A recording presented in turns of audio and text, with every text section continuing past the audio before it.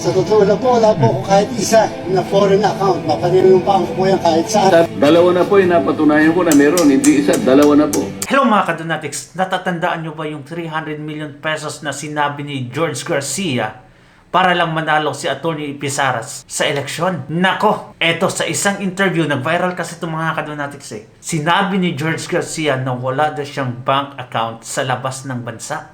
Nako naman.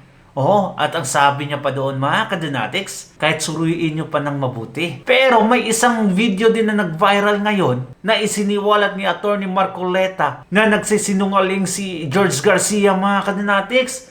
At meron siyang patunay na may bank account talaga si George Garcia.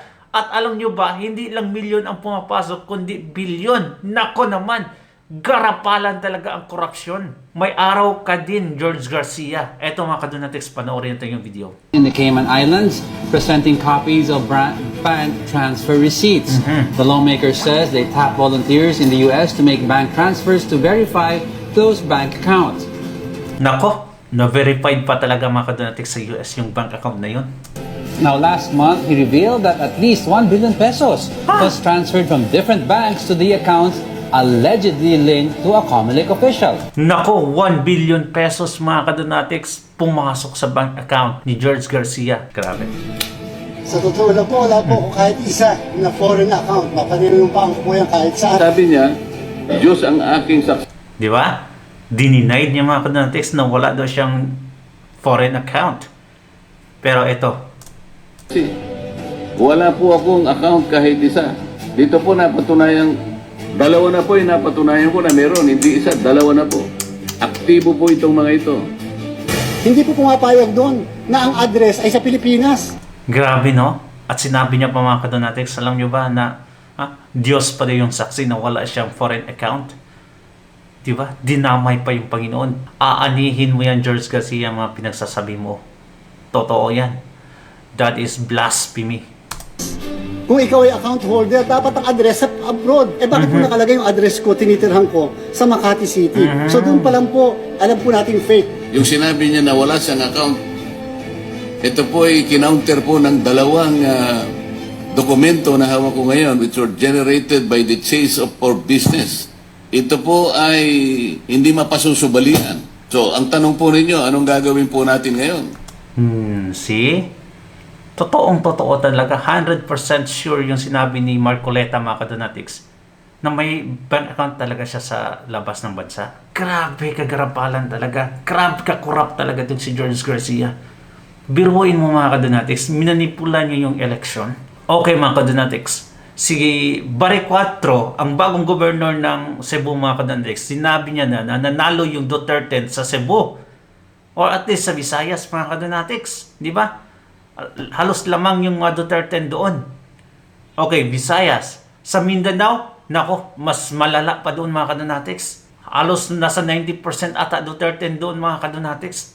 Nanalo. Overseas workers mga kadonatics, Duterte pa rin nanalo. Absentee voting mga kadonatics, yung government workers natin, Duterte pa rin ang nanalo. Luzon, okay, shall we say, mix na siya dyan. Pero bakit tatlo lang sa Duterte ang nakapasok sa eleksyon? Bakit tatlo lang? Biruin mo, halos lahat ng provinces, big provinces sa Mindanao mga kadonatics, nanalo yung Duterte. Pero sa resulta mga kadonatics, tatlo lang nakapasok. Hindi ba yan manipulation mga kadonatics? Sa result pa lang, masasabi mo na talaga na itong si George Garcia, napakawalang kwentang chairman ng Comelec mga kadonatics.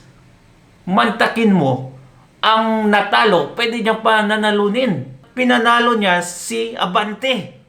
Habang yung nanalo mga kadonatics, dinisqualify niya. Yung Duterte Youth mga kadonatics, nanalo na, ang ginawa niya, dinisqualify niya din. Isa yan sa mga manipulation mga kadonatics na kahit manalo ka, kahit binoto ka ng taong bayan, kahit ilang milyon pa yung naboto nakuha mo, pag si George Garcia na magsalita, wala ka talagang laban. Di ba? May araw ka din, George Garcia. Darating din yung araw that you're gonna suffer these consequences. Sa ibang video naman tayo, nako, napag-alaman natin na may mga anti-Duterte pala or anti-Sara Duterte na nag-rally sa Australia, Melbourne. Nako, ang dami nila. Grabe. At halos lahat ba nakamask doon mga kadonatics? Pati yung ulo nila mga kadonatics, nakatago. Bakit kaya? Eto, panoorin natin. Yung iba hindi lahat, pero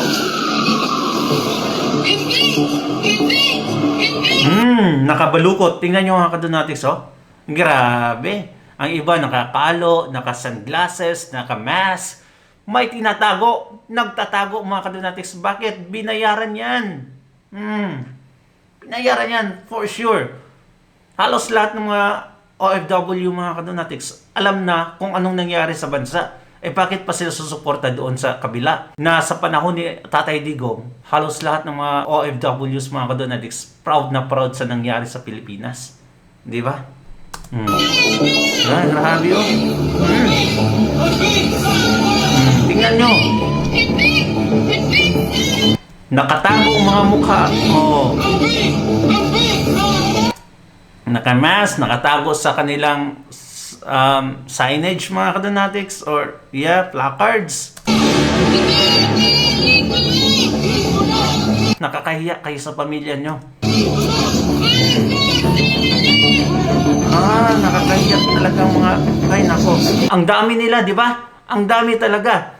Ganyan yung mga kadonatics ngayon. At ang sabi pa nila mga kadonatics, ayaw doon ng OFW ng Australia na pupunta doon si Sara Duterte. Ayaw? Yan o. Numbers nyo, ayaw ba yan? Kadami.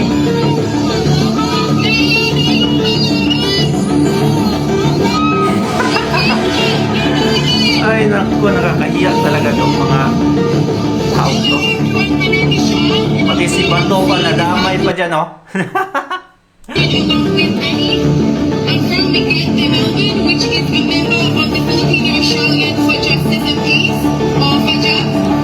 Matapang si nanay, oh. Matanda na, hindi pa alam yung pinaglalaban. Nahiya.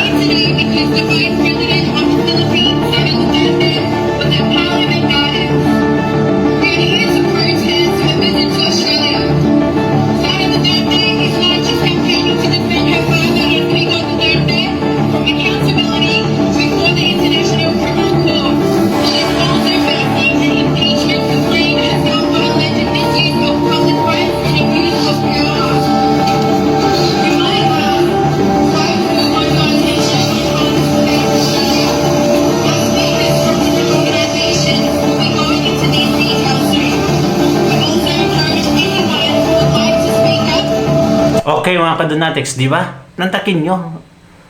Ginulo pang Australia sa mga katarantaduhan nila. Every time pupunta si Sara Duterte sa isang bansa mga kadonatics, may peace rally all the time. Peace rally lang talaga yun sa atin, yun sa kanila. Panggugulo talaga. Eto pa, ginulo yung street ng Australia mga kadonatics. Yan. Ang dami. Nakakahiya sa mga Australiano mga kadonatics na ito may bandera pa ng Pilipinas. Grabe. Ay nako naman. Nakainis. Nakatago lahat ng mga Facebook.